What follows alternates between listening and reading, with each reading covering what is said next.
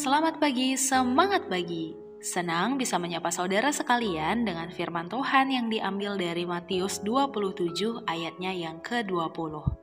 Tetapi oleh hasutan imam-imam kepala dan tua-tua, orang banyak bertekad untuk meminta supaya Barabas dibebaskan dan Yesus dihukum mati.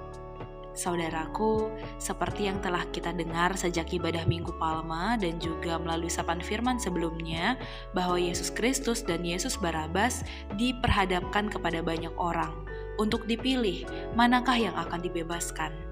Namun orang banyak malah meminta Barabas yang dibebaskan sedangkan Yesus dihukum mati. Keputusan massal ini terjadi karena para imam-imam kepala dan tua-tua menghasut banyak orang.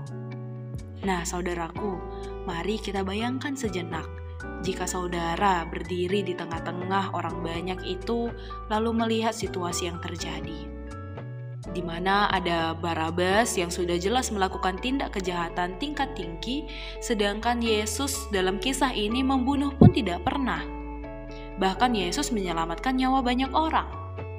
Tapi orang-orang di sekitar saudara terhasut dan berteriak, "Bebaskan Barabas, hukum mati Yesus." Teriakan itu cukup kuat, sangat kuat, membuat situasi semakin memanas di sekitar saudara. Nah, jika saudara ada di tengah-tengah banyak orang itu, apa yang akan Anda teriakkan? Atau apakah Anda lebih memilih untuk diam?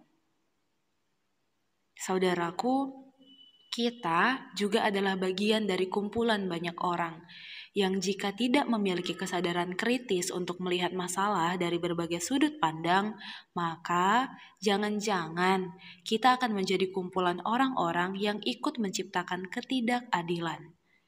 Karena realitanya, situasi yang terjadi pada Yesus bukan hanya terjadi di masa lampau saja.